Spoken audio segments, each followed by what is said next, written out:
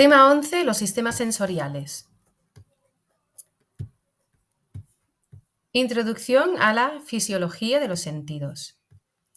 ¿Qué son los sentidos? Son las vías por las que la información acerca de parte de la realidad circundante accede y afecta al sistema nervioso de las especies que lo poseen. La estimulación sensorial son los distintos estímulos, energías susceptibles de influir en la conducta. No todas las energías que circulan afectan al comportamiento, solo aquellas que son relevantes para la supervivencia. Las diferentes energías que llegan por los sentidos tienen que realizar un proceso de traducción sensorial, energía eléctrica, para que sean comprendidas por el sistema nervioso. Todos los estímulos producen energía eléctrica, pero gracias a la ley de las líneas marcadas, no hay interferencias entre ellos. Depende de la zona del cerebro a la que llegue la energía a estimular. ¿Qué características del estímulo tenemos que codificar? Pues, por ejemplo, la intensidad, ¿vale? Cuando el sonido es intenso, el sonido es débil, la duración y la localización. La codificación de la intensidad del estímulo amplitud, ¿qué es lo que es? Pues son que las neuronas pueden informar de la intensidad del estímulo que reciben de dos maneras, por el código de frecuencia y por el fraccionamiento según el rango o código poblacional. El código de frecuencia es que a medida que aumenta la intensidad del estímulo, aumenta la frecuencia de los potenciales de acción, hasta un límite, claro. Y el fraccionamiento según el rango o código poblacional es que las distintas neuronas con distinto umbral de respuesta que hace que el número de neuronas que se disparen esté en función de la intensidad del estímulo. La codificación de la duración del estímulo. Los sentidos responden siempre que dure el estímulo. Fenómenos de adaptación sensorial y habituación. Veámoslo. Si son los receptores sensoriales los que dejan de emitir señal, se produce una adaptación sensorial, mientras que si estos siguen emitiendo señales, pero es el individuo el que deja de responder a la estimulación, se produce la habituación, que es un tipo de aprendizaje. Dependiendo de la velocidad de adaptación de los receptores, encontramos aquellos que se adaptan deprisa, como el olfato, fásicos, y otros que tardan mucho en adaptarse, como el equilibrio, tónicos. O sea, los que van deprisa, el olfato, fásicos. Los que tardan mucho, el equilibrio, tónicos. La localización del estímulo, campos receptivos e inhibición lateral. La localización del estímulo dependerá de la distribución de los receptores sensoriales en las diferentes zonas, pudiendo darse que dos estimulaciones próximas entre sí se perciban como una sola o se diferencien. El campo receptivo de la neurona es la zona que es percibida por una sola neurona sensorial.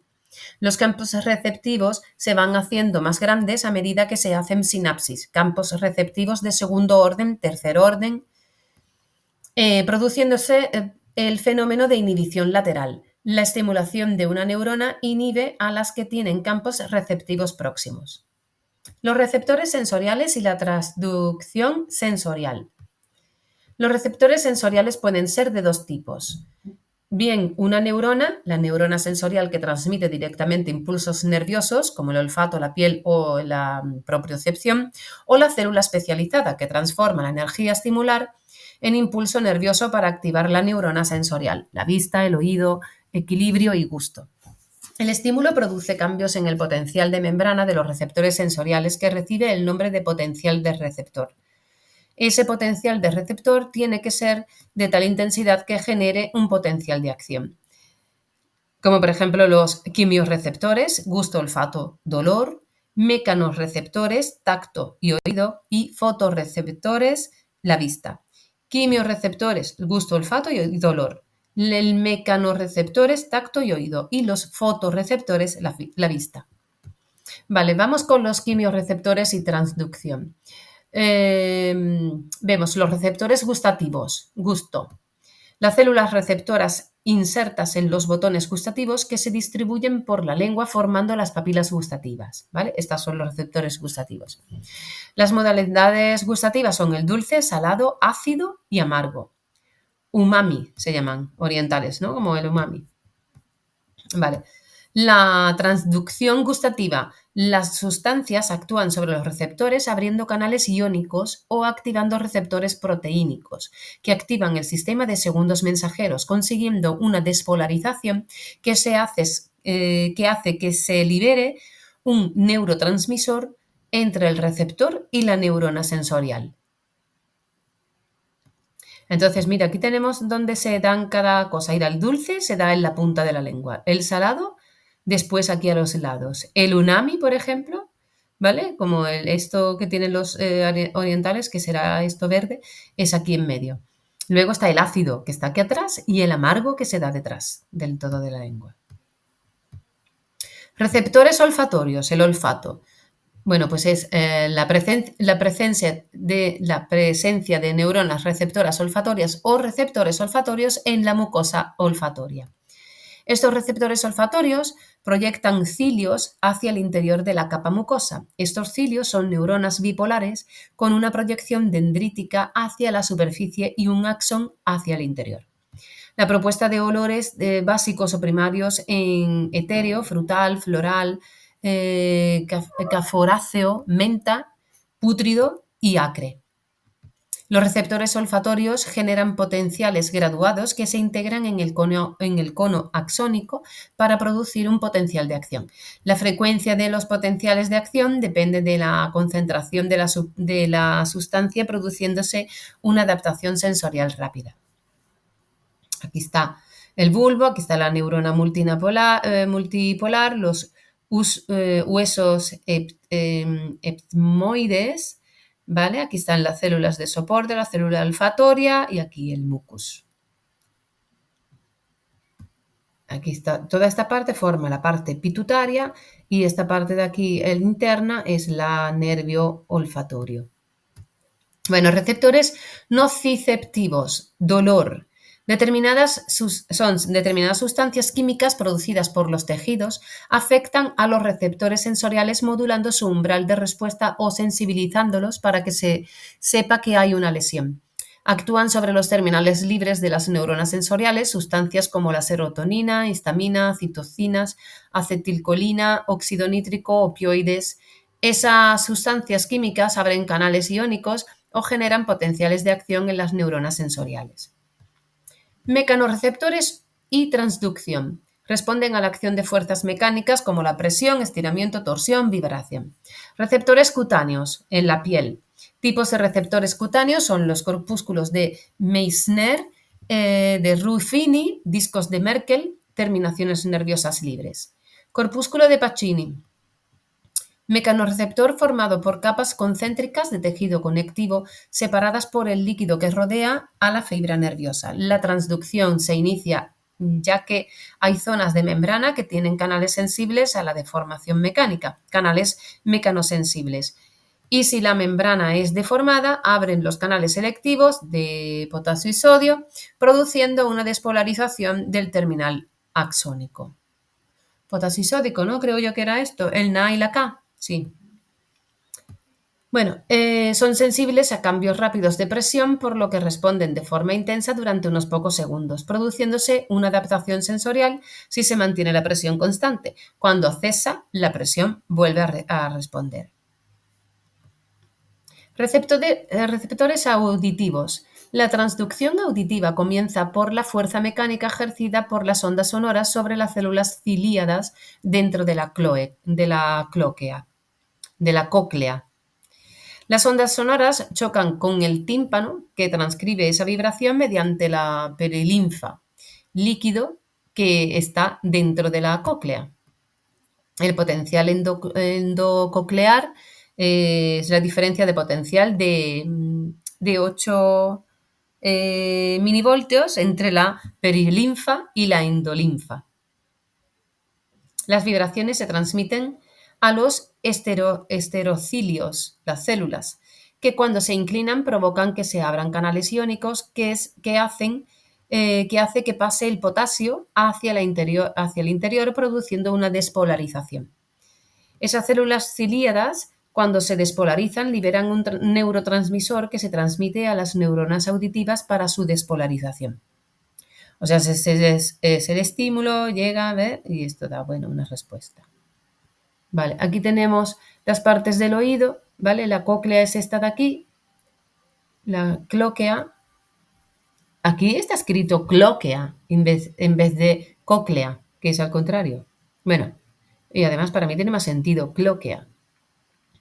Es el caracol, ¿vale? Luego está aquí abajito está el tímpano, esta es la trompa de Eustaquio, el nervio auditivo está aquí, el martillo es este, martillo, el yunque está aquí al lado del martillo,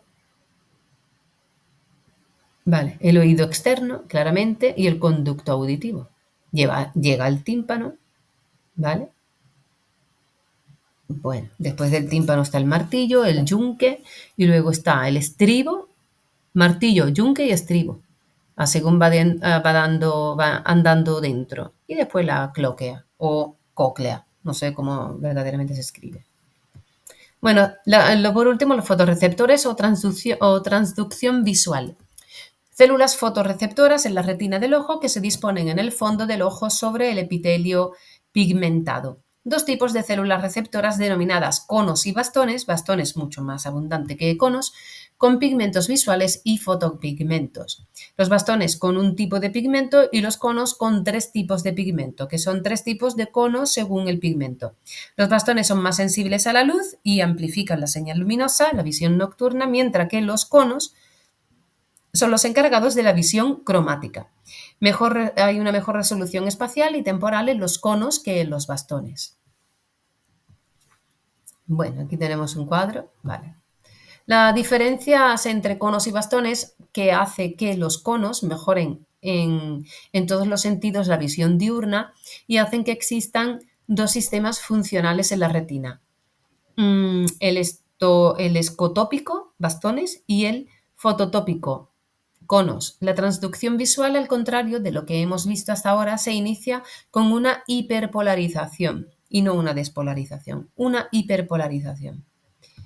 En ausencia de luz, los iones, los Na, que serán, ay Dios mío, serán los potasio, están entrando, lo que hace que se produzca una despolarización y la liberación continua de glutamato. En presencia de luz, los canales de Na se cierran y dejan de liberarse glutamato, hiperpolarización. ¿Cómo? Pues la luz descompone los fotopigmentos formando la proteína G que activa la degradación de segundo mensajero GMPC, que es el que mantiene abiertos los canales de potasio.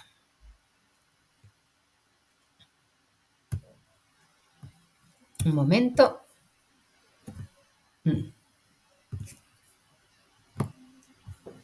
Vale, no me acuerdo si he dicho de sodio. O sea, que es la degradación. Vamos a leerlo otra vez. ¿Cómo? Que la luz descompone los fotopigmentos formando una proteína G que activa la degradación del segundo mensajero GMPC, que es el que mantiene abiertos los canales de sodio. ¿Vale? Sodio Na. Potasio es K, es la K más, y calcio, porque me parece que antes he dicho calcio, no es, porque calcio es Ca más, y no puede ser esto. Vale. Vale, la transmisión de información al sistema nervioso. Aquí con las neuronas ganglionares, las neuronas bipolares, los conos y bastones aquí abajo, donde abajo del todo también tenemos las células pigmentadas y por último el coroide. Bueno, pues vamos a poner más grande. Las señales que provienen de los sentidos tienen que ascender hasta la corteza para su procesamiento superior, estableciéndose una organización jerárquica en dicho ascenso. Esta jerarquización es los sentidos, la médula espinal, el tronco del encéfalo y diencéfalo y por último la corteza. 1. Los órganos de los sentidos tienen neuronas sensoriales de primer orden, cuyos axones forman vías aferentes. La agrupación de esas neuronas forman ganglios del sistema somático, del sistema nervioso periférico. Los axones de las neuronas sensoriales primarias establecen sinapsis con neuronas que forman parte del sistema nervioso central, neuronas sensoriales de segundo orden o secundarias. Y por último, los axones de estas neuronas de segundo orden alcanzan el tálamo, donde establecen sinapsis con las neuronas de los distintos núcleos, neuronas sensoriales de tercer orden, ya que están especializadas según la modalidad sensorial. Además de establecerse un procesamiento en serie, establece un procesamiento en paralelo de las señales sensoriales como sucede en el sistema somatosensorial. Dos circuitos paralelos que comparten información son el sistema lemniscal y el sistema anterolateral. El sistema lemniscal transmite información táctil compleja y precisa y el sistema anterolateral señales nociceptivas e información de la temperatura. Eso es un procesamiento en paralelo. Trabajan juntos para la localización de estímulos dolorosos. El cruce de vías. Bueno, pues el sistema lemniscal, sistema de las columnas dorsales, asciende por las columnas dorsales haciendo sinapsis con neuronas de los núcleos dorsales del bulbo raquídeo, neuronas secundarias. Estas neuronas secundarias cruzan al lado contrario y forman tracto ascendente por el lemnisco medio al tálamo y de allí a la corteza, al lado contrario. El sistema anterolateral, las fibras aferentes hacen sinapsis en el asta dorsal de la médula espinal con las neuronas secundarias cuyos axones cruzan al lado opuesto alcanzando el tálamo y tronco.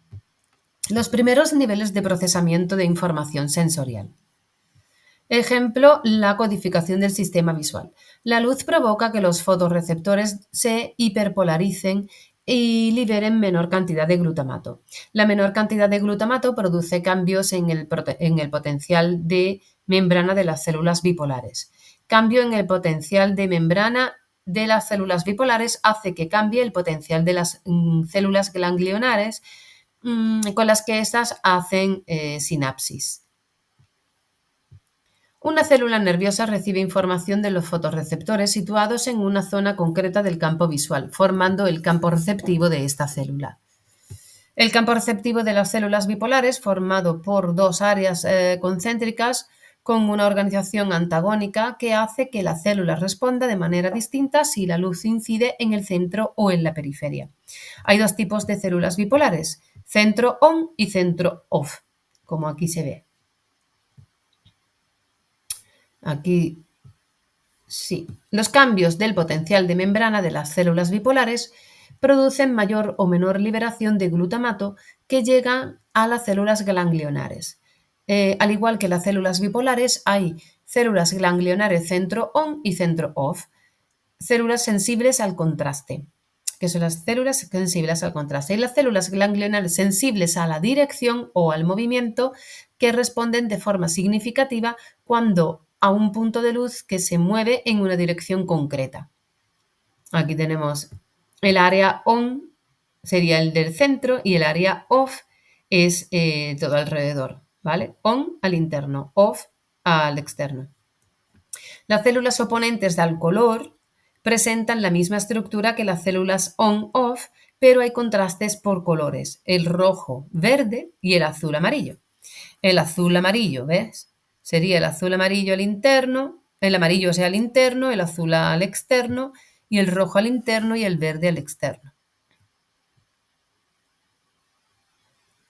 Donde están siempre contrarias, menos y más, bueno. Vale. El papel del tálamo en el procesamiento de la información sensorial. Veamos el tálamo. Excepto la información olfatoria, el resto de la información sensorial pasa por el tálamo para llegar a la corteza. ¿Vale? Todos menos la olfatoria. Los núcleos de relevo que participan en el procesamiento y relevo de la información sensorial, grupo ventral.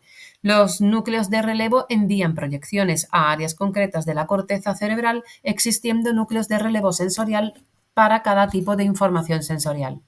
Por ejemplo, el núcleo geniculado lateral con una información visual, el núcleo geniculado medial para una información auditiva. Entonces, el lateral para la visual y el medial para la auditiva. Diferencia en la organización, hay una diferencia en la organización citoarquitectónica de los núcleos, siendo unos muy uniformes y otros organizados en capas, como por ejemplo es el núcleo geniculado lateral, organizado en capa.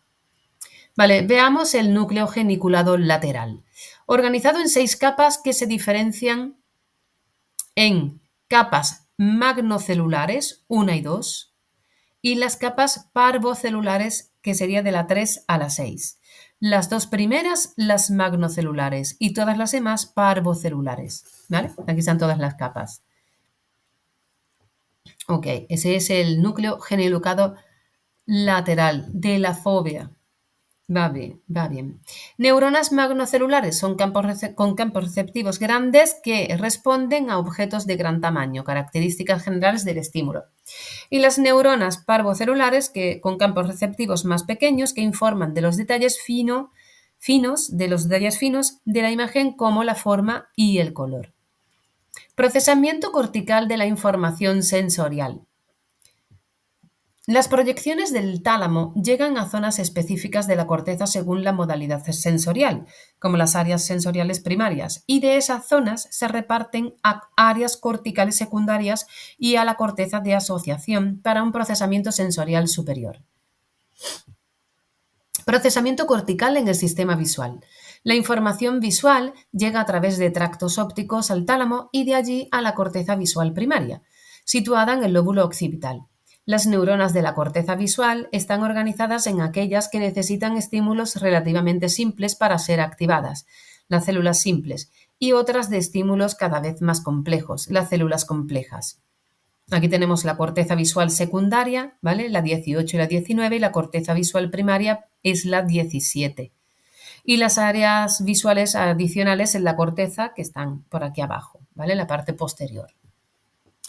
Células simples tienen campos receptivos más alargados y no concéntricos, que hace que se perciban bien estímulos en forma de barras alargadas, que producen una activación máxima cuando el estímulo visual tiene la orientación adecuada, presentes en la V1, que sería la corteza visual primaria. Las células complejas son estimuladas por el movimiento de un hilo o una barra que recorre su campo perceptivo, más grandes que el de las células simples, con una orientación determinada, presentes en la corteza visual secundaria, que se dice V2. Selectividad de la dirección y finalización del campo receptivo. Columnas y módulos corticales. Las neuronas de la corteza visual primaria reciben información de ambos ojos. Son binoculares, aunque hay cierta dominancia ocular, ya que algunas reciben más aferencia de un ojo que de otro. Esas neuronas que tienen preferencias por un determinado ojo se agrupan en columnas de dominancia ocular de 1 milímetro de anchura. Del mismo modo, también hay agrupación de las neuronas según la orientación del estímulo que las dispara, existiendo columnas de orientación. Columnas que cubren todos los ángulos posibles de orientación de un estímulo se les denomina hipercolumnas. ¿Qué pasa con el color? Hay agrupaciones neuronales sensibles al color que forman estacas o manchas, llamados blobs. Esos son los que son sensibles al color. Aquí arriba, blobs. La organización en columnas de la corteza visual hace que hay zonas donde es posible que se procesen todos los aspectos de los estímulos visuales de una zona de la retina, formando módulos corticales. Son las entidades individuales mínimas capaces de procesar la información sobre todos los aspectos de las imágenes que llega a la corteza visual primaria procedente de la retina. En la percepción visual hay una segregación de funciones que se inicia ya en las células ganglionares y continúa en el tálamo, núcleo geniculado, y que continúa cuando se llega a la corteza. En la corteza existente también áreas de asociación que integran toda la información que proviene de los ojos con otros sistemas, siendo importante la área de asociación temporal inferior para la percepción de los detalles y la corteza parietal posterior para su localización. La asociación temporal inferior para la percepción y la parietal posterior para su localización. ¿Vale? Bueno, pues nos vemos en el próximo tema.